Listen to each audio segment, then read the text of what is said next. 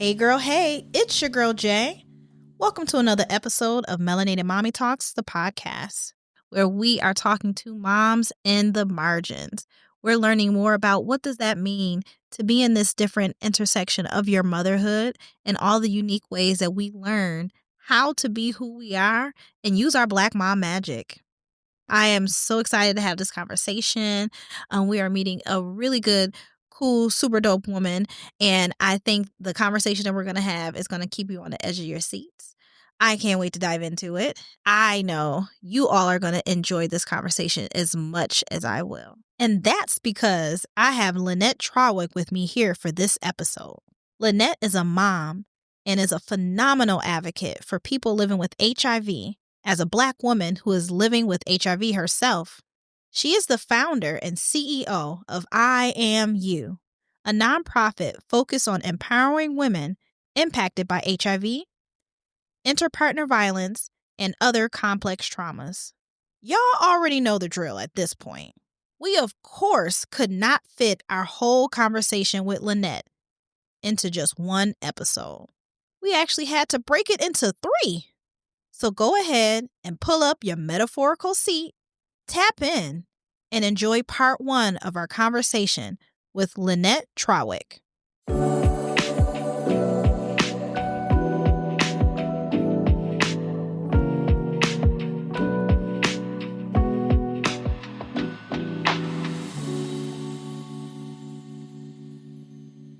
Without further ado, I really want to talk more to you, Lynette. Yes.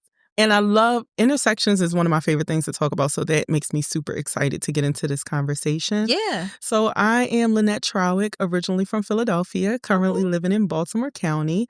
I'm a wife. I'm a mom of a whole slew of kids. My husband and I have 11 children altogether. God bless you. What? Yes, we have 11 human beings. We have 11 human beings, all different types of human beings. I love it. From young to old. 9 years old to 26 years old. Wow. That is several generations of children. Yes. We're going to talk all about that. I ready. definitely want to talk about those generations of kids. This episode of Moms in the Margins, we're talking about where those intersections lie and the way that our parenting and our lifestyle meet. And I really want to talk more about your diagnosis. It's always been a stigmatized conversation to talk about STDs, STIs, and HIV.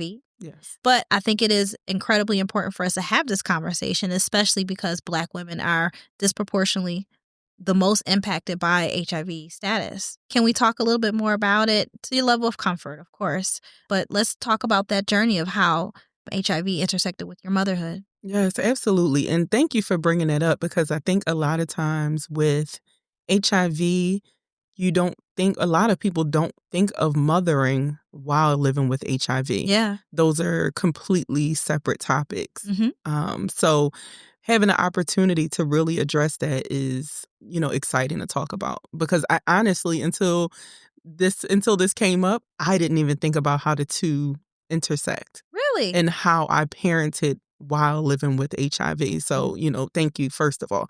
But just to kind of get into it a little bit, it really impacts how I've mothered in the past. Just thinking about, like I said, we have different ages of children.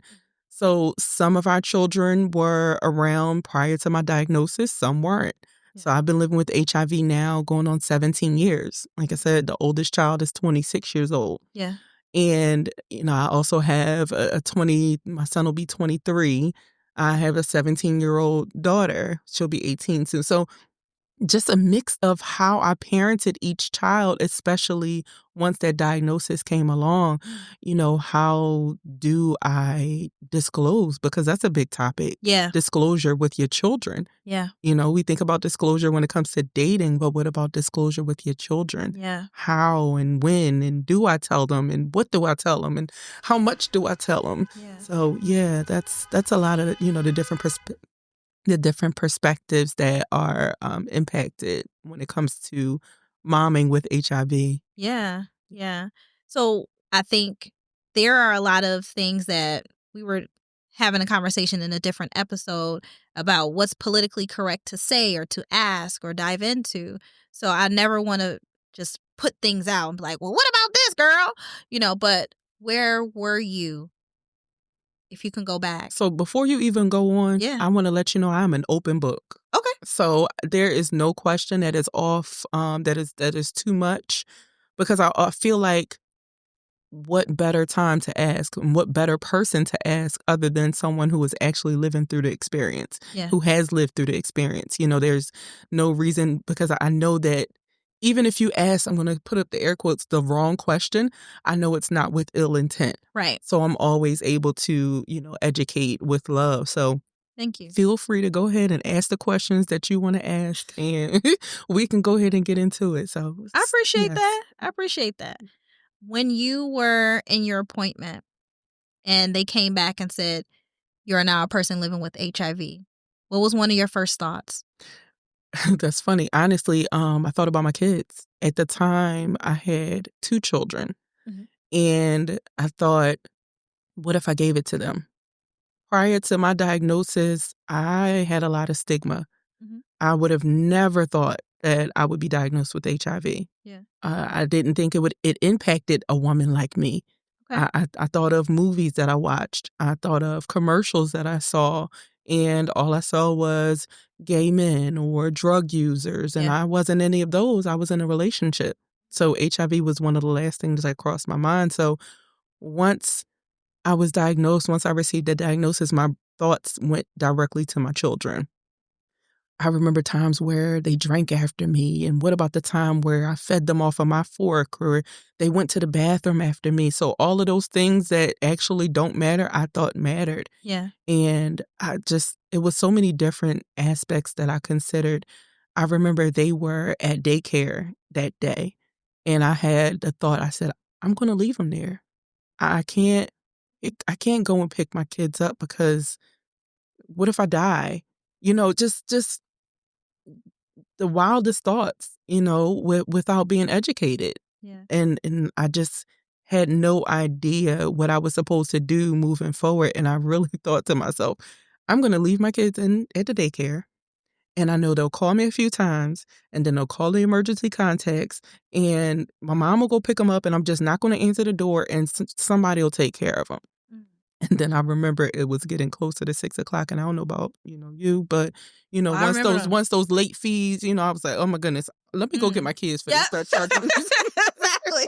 Like, it's 6:02. You owe me $2. Like, ma'am, Exactly. $2. And that is exactly, like, if you think about it, Wow. like momming with HIV, I then again had to prioritize, let me just go get my kids and push this HIV stuff out of my To the head. back. Yeah. Right? So that's literally how it went on for years. I can't think about HIV. I can't think about taking care of myself, because I got to take care of my kids. Yeah. Dang. That's heavy. It's such a heavy thing, right? There's so many things that can go through your head around, am I the mom they need? Will I be able to navigate this new space I'm in? What does it look like for them? Right? So, What if they test positive? yeah. Because like I said, I didn't know that if they could get it off of a toilet seat or things. What if I take them and they test positive? Right. Then what? Yeah, I already feel bad with me, but what about them? that's true. Was there something that happened that prompted you to say, I should go get tested? No. So I was in a relationship, and I remember it was around, I was always getting tested every year anyway. Okay. It was just something that my doctor asked, Good. annual testing. Yeah, sure, why not? You get the whole panel, you want to be tested for HIV, sure, why not? Um, March of 2008, I had gotten really sick. I had always been very, very healthy. I had gotten really sick. I went to the doctor, and I was diagnosed with strep throat, the flu, the stomach virus. I was dehydrated, and my blood pressure was low. Oh, wow. All at the same time. Dang. I was blacking out there in the doctor's office. They actually transported me from my doctor's visit across the street to the emergency room, because I could not walk across the street. That's how Wow. weak I was from all of the different things that were going on. I went over there. I remember they gave me some fluids. I stayed for some hours. They gave me medicine for all of those different things and sent me on my way. Never asked about HIV. I didn't think it was a thought. They apparently didn't think it was a thought. I went home November of 2008. So that was some months later. Yeah. I went for my annual checkup. Same thing. Do you want to be tested? Sure. Went and got the test. The following day, I got a phone call. You need to come in here tomorrow. We have some news to tell you. And the first thought in my head was, oh, goodness, am I pregnant? Oh, God. Mumming in the margins. Right. Like, woo, child, not another test. Goodness gracious. So I'm like, well, I can't, I got to work. I can't get off tomorrow, but maybe, you need to get in here tomorrow. I went to my supervisor. I let her know I'll be going to the doctor in the morning. Went into the appointment, got called in the back, and they said your HIV test came back positive. And I had I told you, I went blank. I initially went blank because I had absolutely no idea what? Yeah. Just all of the stigma, all of the things that I thought of, all of the negativity, all of the things that weren't correct flooded my brain. Yeah. And then it was, what about my kids? Dang. It's crazy too, because I feel like as time has gone on, of course, like we have 30 plus years of information around HIV and AIDS and honestly how to prepare, what to do, all of the things.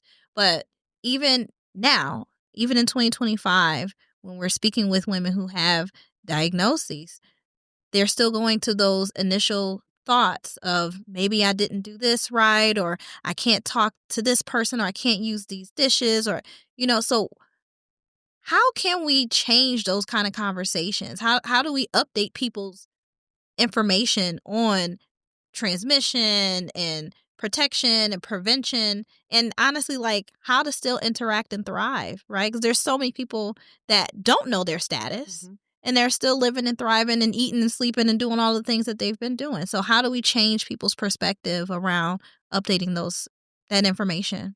Well, I think this is definitely a great start. Okay. Just having platforms. Shameless plug. Appreciate it. Love it. Yeah. So just having platforms like this to see people that you don't typically see when having conversations about HIV. Yeah. When we're looking at the commercials on TV, where are the moms? Yeah. Where are the Black women? So just finding people who look more like the people that need to be seen. Yeah. Right? So that was one of the issues with me. Like I said, before I was diagnosed, all I saw in commercials and movies were people who didn't look like me. Yeah. So bringing those people forward, bringing cisgender Black women forward to be able to share their stories more often, to be able to be shown in these commercials and movies and things like that. So we can, so other women who may not feel like they need to get tested because maybe they don't feel like it can impact someone like them, whatever that may look like, they can then see someone like them. Because even after I was diagnosed, it still took some years for me to talk about it because I still didn't see anyone like me. Yeah. So, oh goodness, where are we? Did they all die? Or, so it was further increasing my stigma because I still don't see anybody like me out here. Yeah. And that was like right around the time of Facebook going from just being able to be accessed by college students. I remember that. Yeah, because I couldn't get on it then. Yeah. I could only get on it after that part. Yeah. So it was Facebook had just started to surface, and it was still only on a desktop. So it wasn't Facebook mobile or anything like that. You had to wait till you got home. Facebook 1.0. Dang. Exactly. Yeah. Yeah, so you had to wait till you got home and got on your desktop computer to log on to Facebook. Yes. Right? So like I said, I was diagnosed in 2008. So 2008 and 2009, it was still like that. So the information wasn't, you didn't have the Facebook ads and all of that kind of stuff. So you really just relied on whatever was on TV. So I think, that's definitely a great place to start. It's just creating more platforms where we can be seen. We, meaning Black cisgender women, can be seen, especially talking about HIV. Yeah. Yeah. That's powerful. I always think about like the origin story of like my organization. That was one of the things. I felt very alone and isolated in my motherhood. and I went looking for groups and people, and I'm like, I can't find the people who relate to the transitions that I'm in my life. Mhm. So maybe I should just create it. Let me go outside and throw some spaghetti at the wall and see what happens. Yeah. I'm grateful it came up, right? But it also shone Shone. a light. Shined a A light. light came down.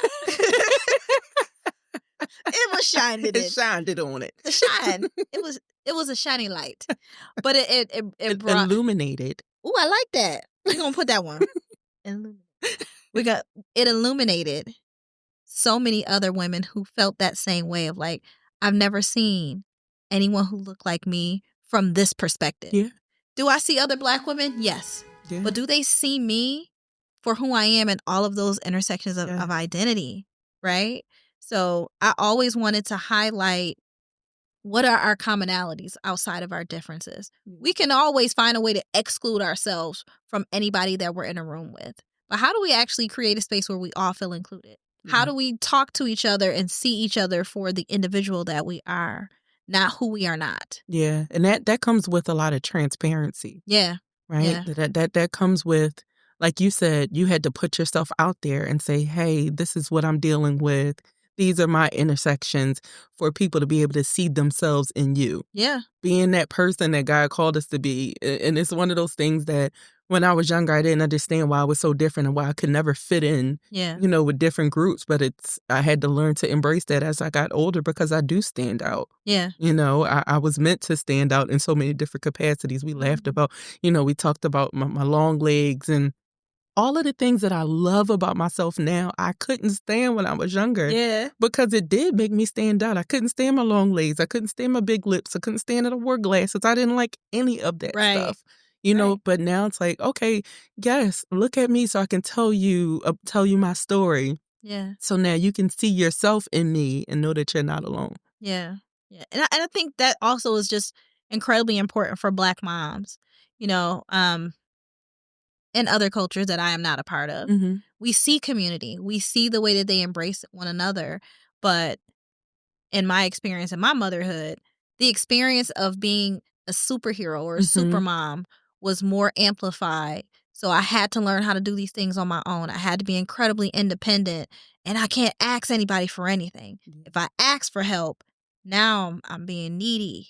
Now I'm not actually being a good mom, right? Yeah. But vulnerability is a strength.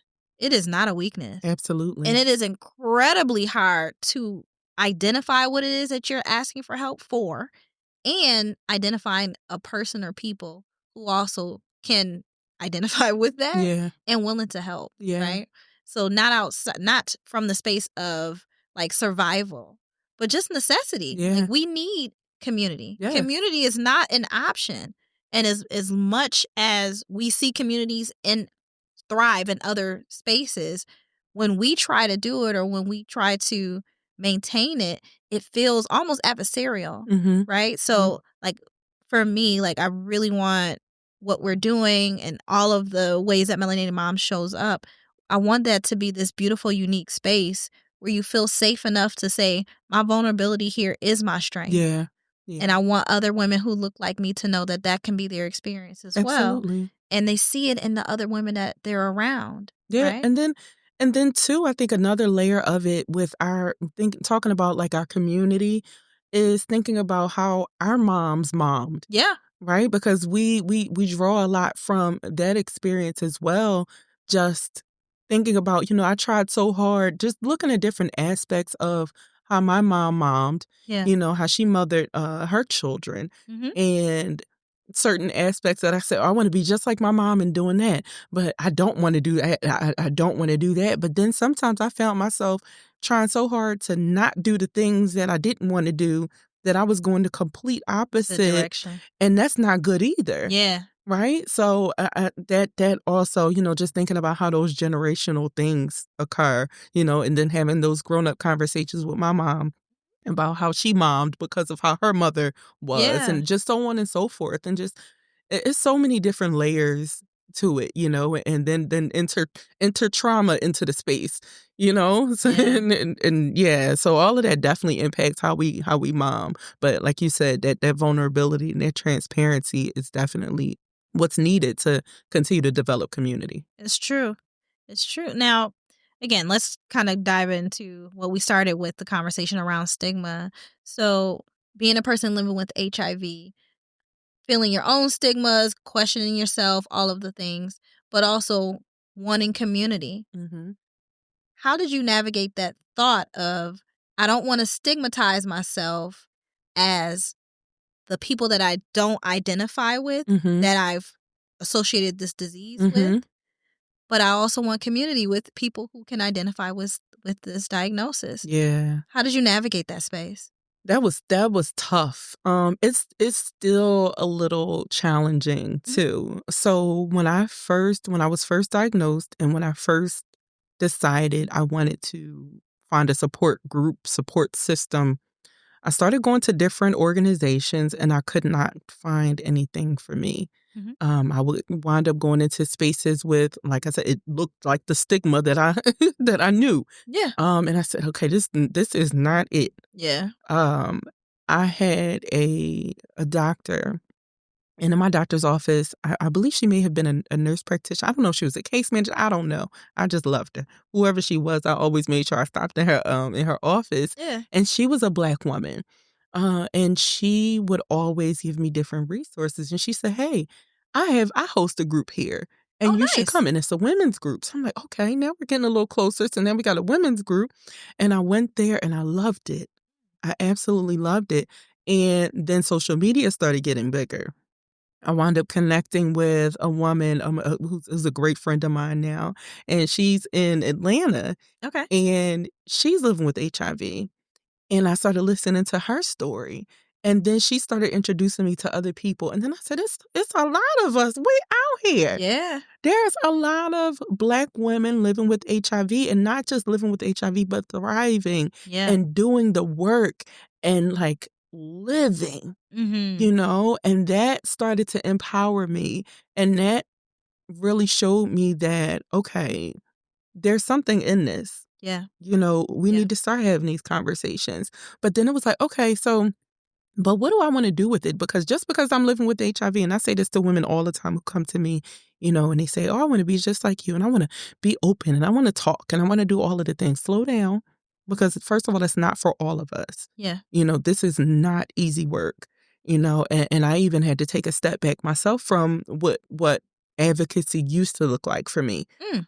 And because I got burnt out Yeah. of doing, being and going and running and being in this place and that place and speaking up for this person and that person. It was like, but I got to focus on me, Yeah. and my life at some point became HIV, and that became exhausting. Yeah. So then I had to take a step back and started looking more again at those intersections that we talked about, Mhm. right? So not just HIV, but motherhood, being a woman, trauma, mental health. I'm also a military veteran. Oh, wow. Thank So you for your service. yes, you're welcome. So thank you for acknowledging that. So even looking at those even looking at that was something that I didn't even go into spaces talking about as Yeah. being a military veteran. And it was something that was uncomfortable for me. And I actually used to downplay it. Like, yeah, but I only, yeah. But I served in the military, and it was something that, like I said, I overlooked and I downplayed it. But then I had to realize, even through therapy, my therapist would ask me, well, why don't you talk about that? You know that that's a big part of your life, right? Yeah. And I had to start looking at how that actually did impact a lot of different parts of my life. Yeah. So that's what it was for me. It was like you said, knowing that I needed to find a space for myself, Yeah. and then coming to this realization like, wait, maybe I'm meant to create that space, Yeah. you Yeah. know? And I want you to actually, that's a great segue. I want to actually ask you about I Am You, Mhm. because I think I love the title, first of all. Like, the name of your business is amazing. But I think that helps people to reflect in a positive way. Mhm. I love that it's a self-reflective name and concept, right? And something else that you've been talking about this entire time that I've I've been talking to my producer about is honestly the change in language, right? So when HIV first came on the scene, it was you're dying from HIV, you're suffering from HIV. But to hear I am a person living with HIV, it shifts the way that it sits in your body. Yeah. It changes the way that you actually can look at this as a lifelong thing that you can deal with, like a regular chronic disease, high blood pressure, diabetes. Thank you. I was about to say geriatrics. Don't say that. That's sugar. The sugar. The sugar. The gout. Right? But again, like it gives people hope. It gives them another way to look at themselves, not for the diagnosis, but to live with it. Yes. Right? So tell us more about I Am You. Yeah. So I Am You, it's so funny because I Am You, the name, not the whole organization, but the name came to me. I was in college and I was in one of my business classes, and our final project was due, and we had to come up with some organization, what it does, and yada, yada, yada, some stuff that I didn't really care about at the time. And I sat, the night before it was due, probably about 9 o'clock, it was due at midnight, and sat and came up with some stuff, and I named the organization I Am You. But the focus of it was initially for youth dealing with trauma or something like that. I don't know. That was actually before my diagnosis. Right. But that name just stuck with me.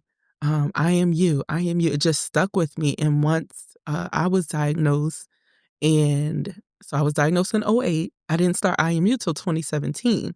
Okay. So I was in school maybe I don't even remember.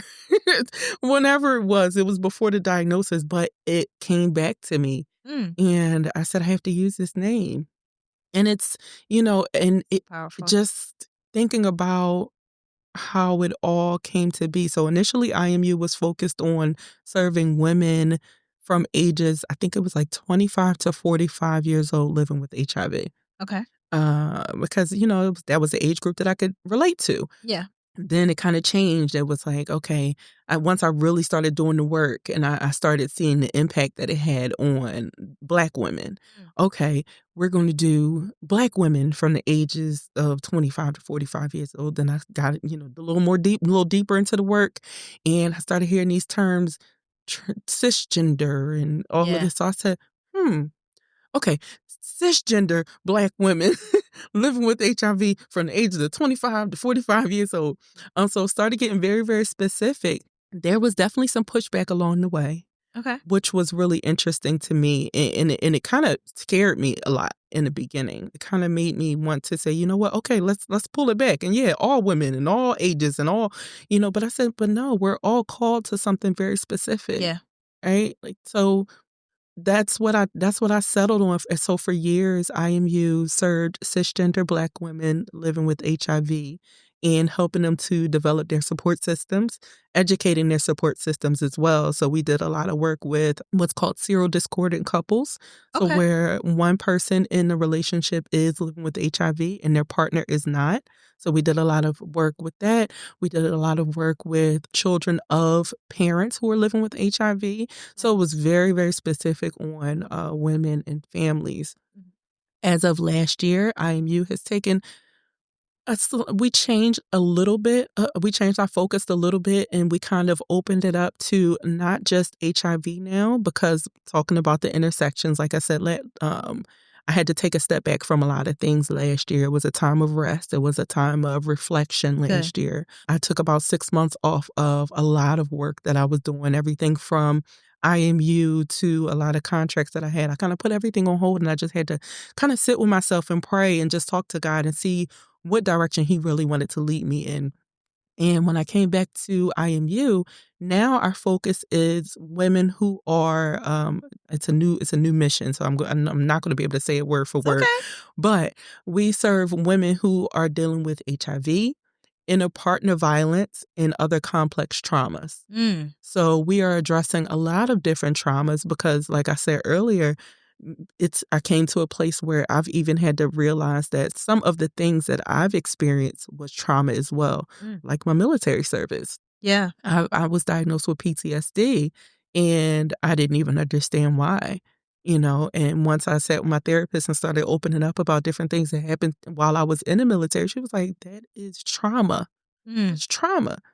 So I think that a lot of times we as women don't realize a lot of the things that we go through are traumatic because we're so used to pushing ourselves to the side. Yeah. Right? Because we got, Deprioritizing. right, like you said, the superhero thing. You said that in the beginning. We got to worry about saving the world and doing things for everyone else, Yeah. that we don't even, like you said, it's just there. Yeah, I went through that, but whatever. Right. I'm fine. I'm strong. I'm a strong Black woman. Yeah. No, I'm sick of being a strong Black woman. Right. I'm ready for my soft life, honey. Shout out to soft life. I don't know what it is, but I'm determined before I leave this earth, I'm going to get it. Well, yes, ma'am. Yes, ma'am. I am getting a taste of it now. Shout out to my husband, Daniel Trawick. Yes. We like good husbands, okay? Some Shout good out. husbands, yes. Yes.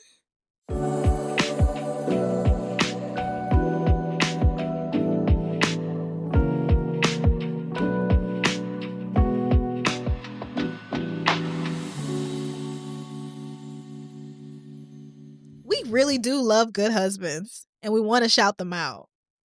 But let's also shout out Lynette for the amazing work her organization is doing. Black women being represented in the HIV awareness, education, and advocacy space is so important. Talking about Lynette's diagnosis, disclosing to her children, starting a nonprofit, and working towards that soft life is just the beginning of the great conversation that took place. Make sure you tap in for part 2 of this conversation, where we dive into being HIV undetectable, breastfeeding, and even how to educate our kids about sex and HIV. Melanated Mommy Talks, the podcast, is your place for authentic and raw conversations about what it means to be a melanated mom.